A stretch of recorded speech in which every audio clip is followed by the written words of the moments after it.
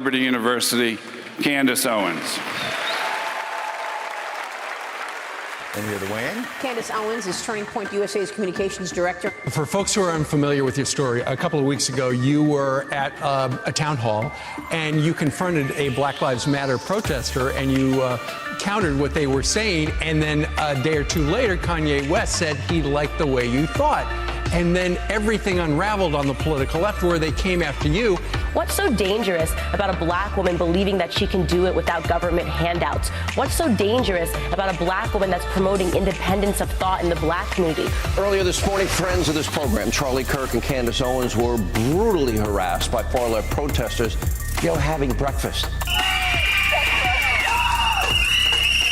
Antifa attacked me. This is an all-white gang that attacked me and attacked an all-black police force. I think independently. I'm a free thinker, and I don't believe that because I have a certain skin tone that I absolutely have to subscribe to all of these ideas, which on paper do not make any sense whatsoever.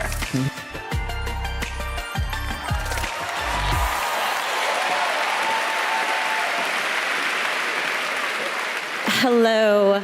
This is honestly such a blessing. I am so grateful to be here. I cannot thank all of you enough for coming here to hear me speak. I want to start off by asking you guys a very simple question. By a show of hands, how many people in this room have had bad things happen to them? Everyone. Okay, everyone. Now I'm going to ask a similar question, but it's going to be different.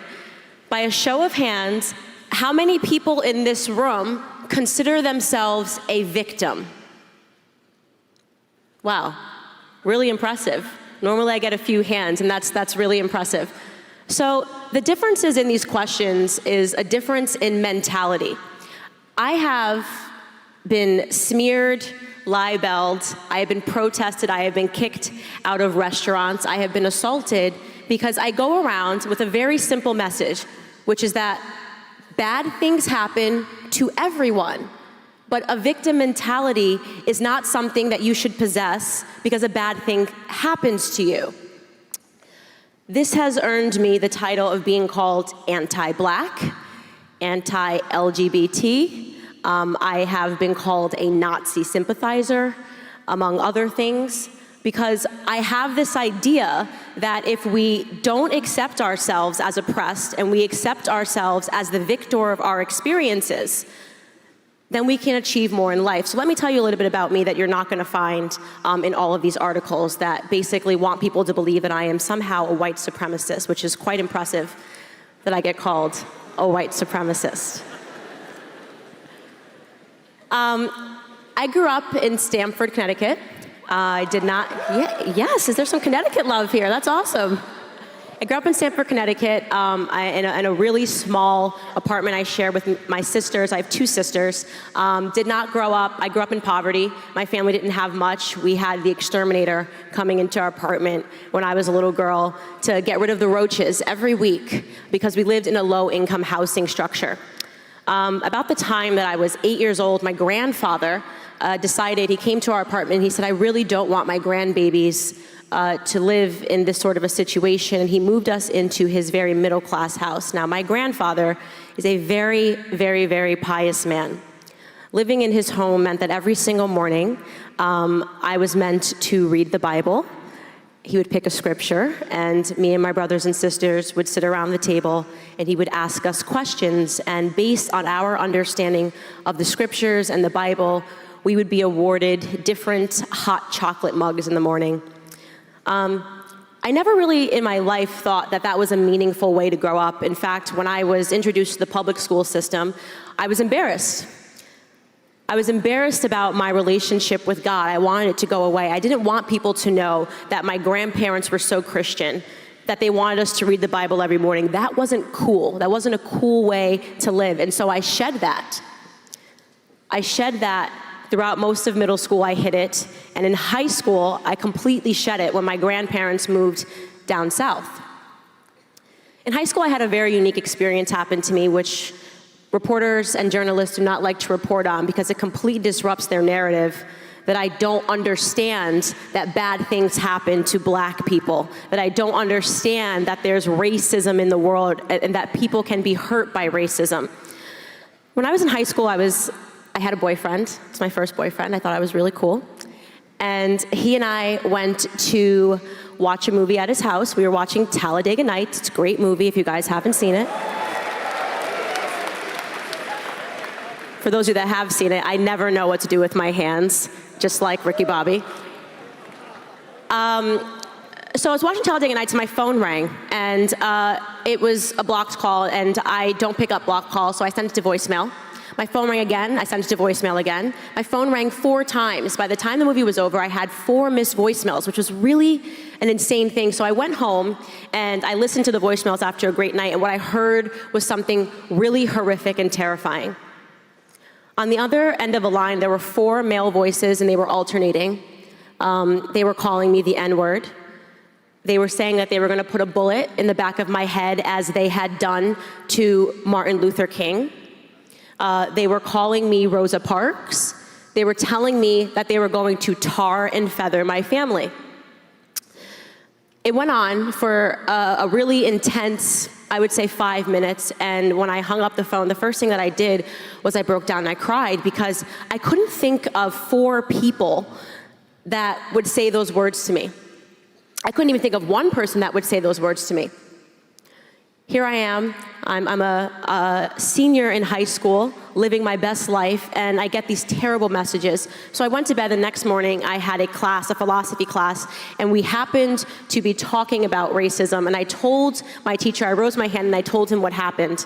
I said, Mr. Forker, I got these terrible messages, and I played them for him, and he was so horrified that he said, get up right now, we're gonna go to the principal, and you're gonna report these messages.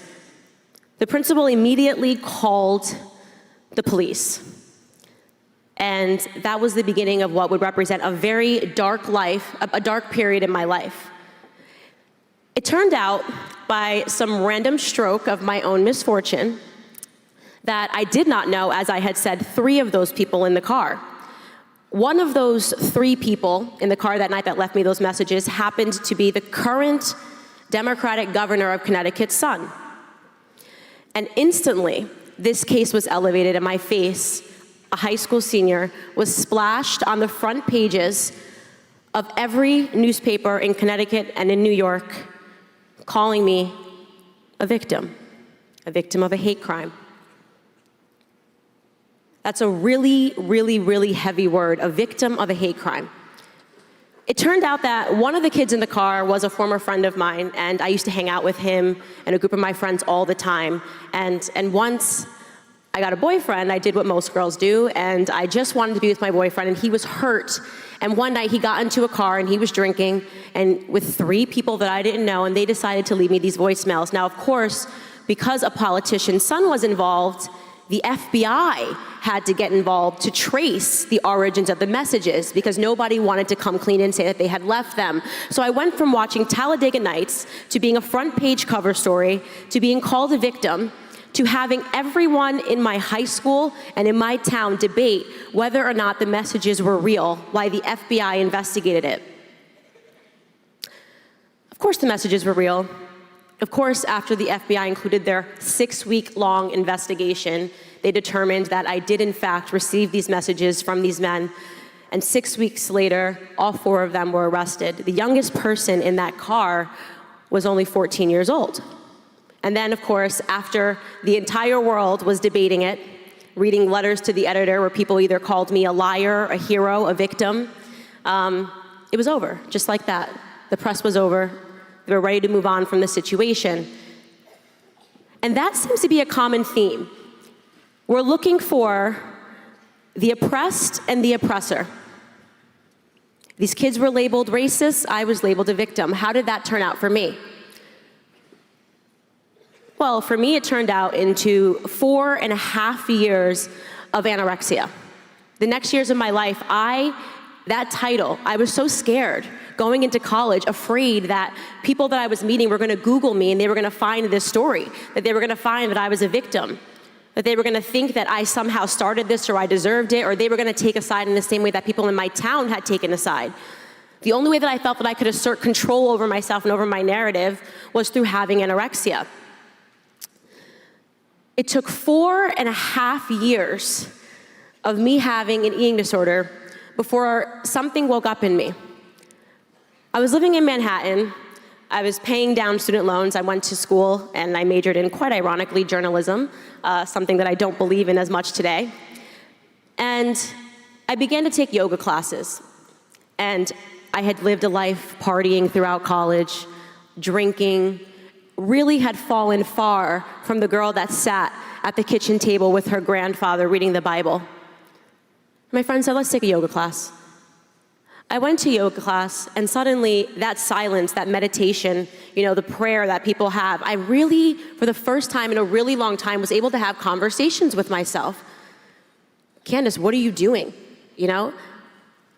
Why are you doing this? Why are you living this life? Are you happy? The answer, of course, was I was not happy. I wasn't happy being a victim. I was miserable.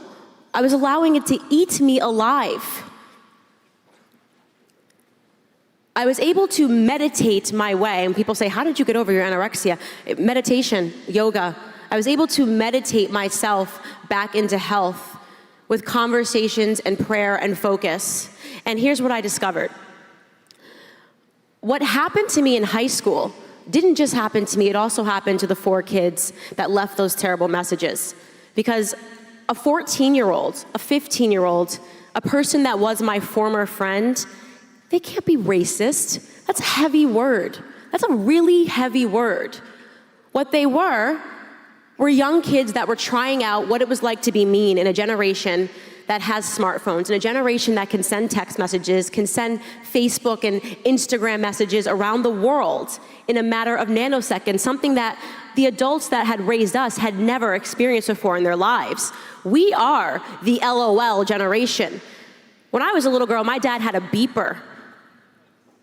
He didn't have Twitter, there was no Facebook, there was no Instagram, and parents and teachers never thought about how that might impact us growing up. When you no longer have to look at someone to just be mean, when you can just say a mean tweet, leave a mean comment. It's so easy in this generation to be mean. I thought to myself, wow, imagine if, as opposed to calling me a victim, which ruined 4.5 years of my life, as opposed to calling children racists, which I'm sure ruined years of their lives, what if the adults in this situation tried to pause and actually understand how everybody was impacted?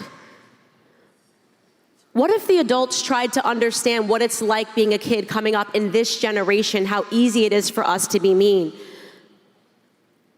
What if the politician just made his son say sorry? No one says sorry anymore. That seems to be going out of style because people are constantly trying to get away with everything. I was angry with God for a lot of things in my life. I was angry that I didn't grow up in a family that had any money. I was angry that I had $150,000 in student loan debt and no degree. I had to drop out because Sallie Mae collapsed and I couldn't get my loan in my senior year. I was angry with God because I had this horrific situation happen in high school and I was a victim and he allowed that to happen to me. That was my mentality. And all of a sudden I had a different perspective, and this perspective changed my life. And it's what I try to tell everybody that is going through something bad. Whether you believe it or not is up to you, but I can tell you that it transformed my life. I believe that God picks people to have experiences in their life, the good ones and the bad ones. I believe that God wanted me to have my parents. I believe that my God wanted me to grow up in a house that was dysfunctional. I think that he wanted me to grow up impoverished. He wanted me to go through a hate crime, as it was classified, in high school. Because who better positioned to attack the left's narrative than somebody who has lived through all of that?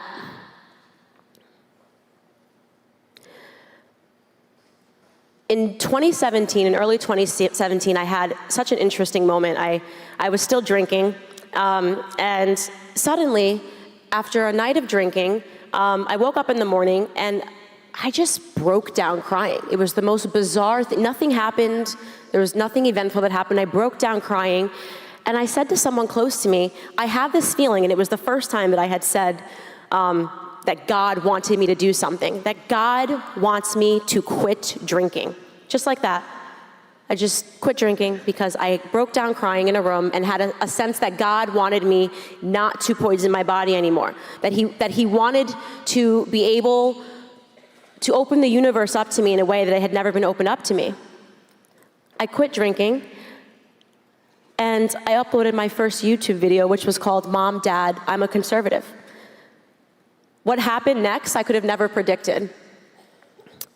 My third video got 26 million views worldwide. It was me attacking the narrative that CNN was trying to sell to me after, which I'm sure you guys remember here in Virginia, the Charlottesville debacle. CNN, when I went home, was trying to sell to me as a Black American that the KKK was alive and well. That a real fear that I have to have walking down the street is that a guy on horseback in a white hood is gonna come because we didn't vote for Hillary Clinton. And I said, this is ridiculous. Honestly, we've had enough of this narrative. It's time for someone to be a voice in the Black community. And I just started ranting. I always call it, what I did for 4.5 minutes was a Kanye rant. I challenged Americans to believe their experiences versus what they see coming out of their TV screens. Because what I see is that I grew up in a country that is not racist. I grew up in a country that is diverse. I grew up in a country that has given opportunities to so many people, including myself, to be able to start from humble beginnings and to use my voice and to be able to share it.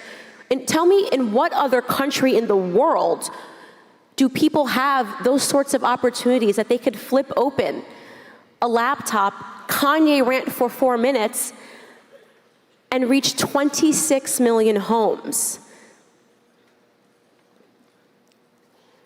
I attack a lot of narratives on TV. I'm sure for those of you guys that follow me on Twitter, you see that I am going after, I go for the jugular a lot about tons of things.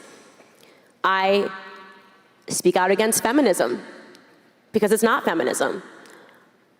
What's happening today is a radical form of a woman's movement. The idea that we don't need men, that men are always and constantly, once again, the oppressed versus the oppressor. I have news for people that do identify themselves as feminists. Men are not dropped off by the stork. They are born. We are the people that have to carry men for 9 months. They are our little boys, they are our sons, they are our husbands. The idea that somebody can live a life in the way that Brett Kavanaugh has lived his life, and to have what has happened to him over these last couple of weeks happen to him should terrify everyone. This country needs due process, but beyond that, this country needs women to find their voices and to fight for our men. Because what is happening right now is a cultural war on men.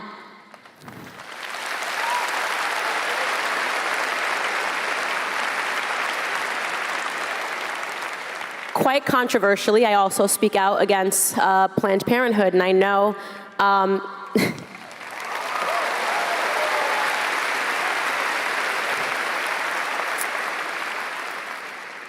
in school I learned that choice was good. The word choice is good. The left is incredibly good at linguistics. Planned Parenthood. That sounds nice. I want to plan my parenthood. But in reality, they're murdering babies. Choice. Choice is good. I want choices. But in reality, one of those choices is to murder. When I looked into Planned Parenthood and the history of eugenics and the fact that it was founded by a woman who quite literally said that Black people need to be exterminated like weeds.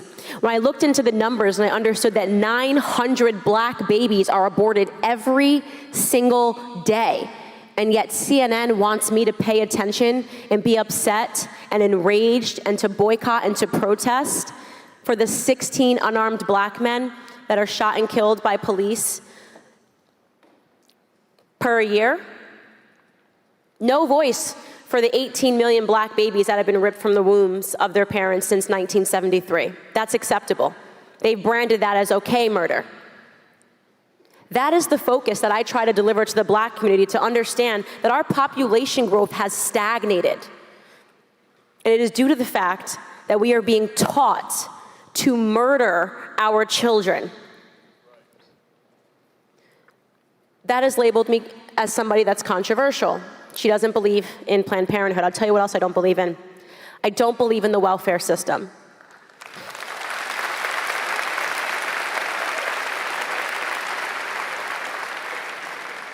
You know, I make strong statements and I say that I don't believe in the welfare system because look at what it has earned people that have gone onto the welfare system. Absolutely nothing. Since LBJ put in place the Great Society Act, which he referred to as the N-word bill, it has completely decimated our communities. A question that I always ask myself, and I've had this conversation with my partner Charlie Kirk, is why is it that the left mocks God? It's a weird thing. Like, you know, there's a lot of things you can make fun of, but it's very weird when you start making fun of Jesus Christ and that becomes normal. When Joy Behar is just openly mocking Christians on The View.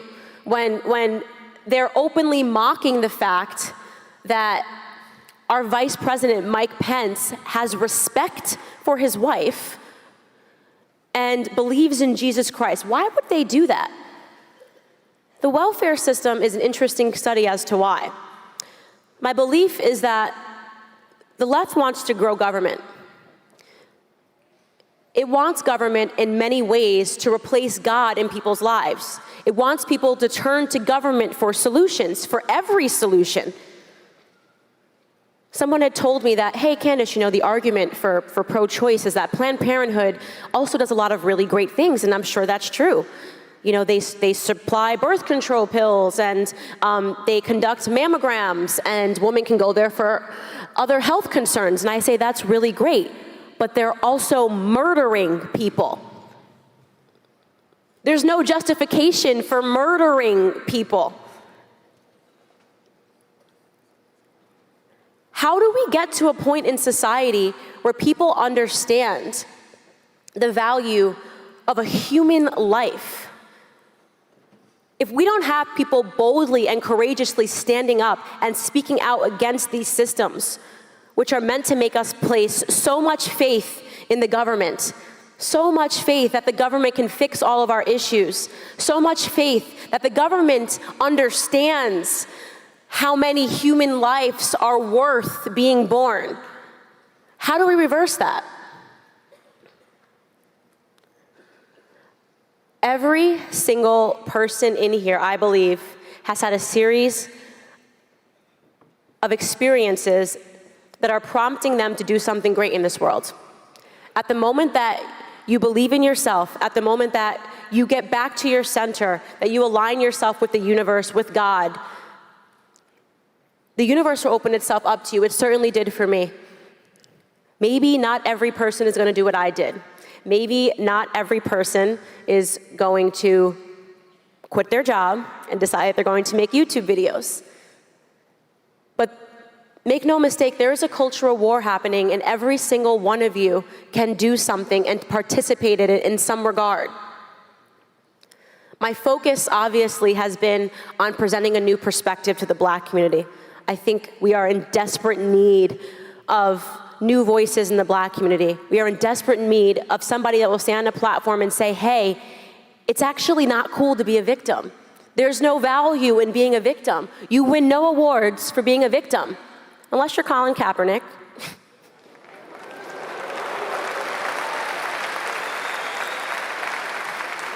I think he made a pretty sweet deal off of being a victim, so credit to him where credit is due.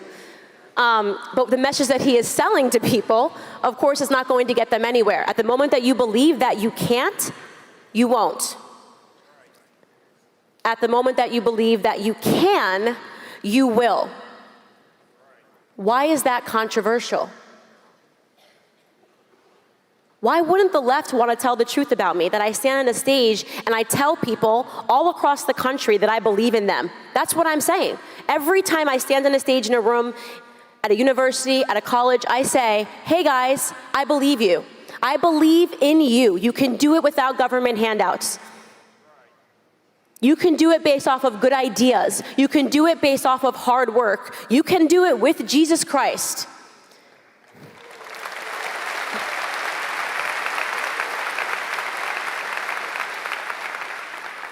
Of course, if every single person in the world thought that, if every single person in the world woke up with confidence and said, I can do it and I can contribute, and my life, my birth has meant something, it means something to this world, and I'm going to contribute something, you would see, naturally, that government would shrink.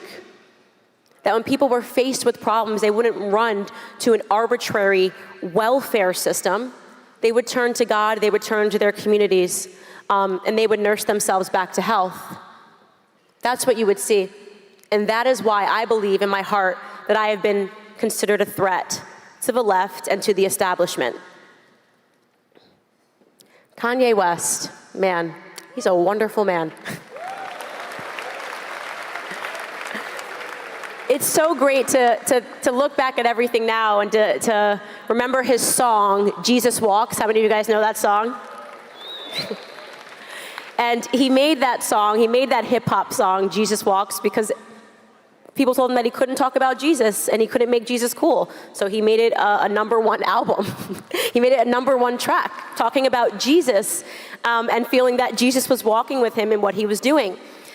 The gift of Kanye West isn't because he is one of the biggest stars in the world. The gift of Kanye West and that simple 7-word tweet that broke the internet, I love the way Candace Owens thinks, is that he opened people's hearts and people's minds to a different perspective.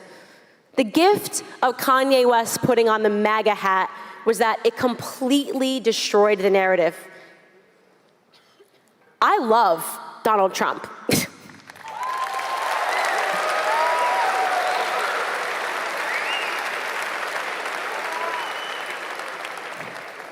First and foremost, he's pointedly hilarious. I actually genuinely feel bad that there are people that are not enjoying Donald Trump in office. I don't understand how they don't understand how hilarious President Donald Trump is. Aside from that, he's an unbelievably strong leader. To stand in the face of the entire United Nations assembly yesterday and to say that America will be governed by Americans and not by globalists.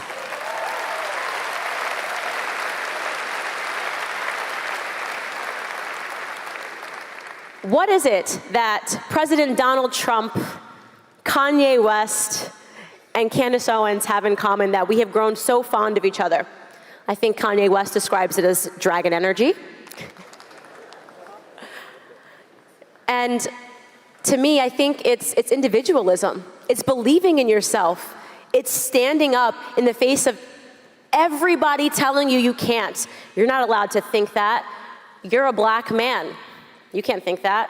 You're not allowed to think that. You're not a woman. You have to think this because you're a woman. It's standing up in the face of all of that and saying, no, I am my own person. I am governed by what I believe to be truth. And I can live up to any expectation that I set for myself. I think that is an energy, that is a love, and that is a passion that I hope that I work every day to share with the world. Thank you guys so much for having me.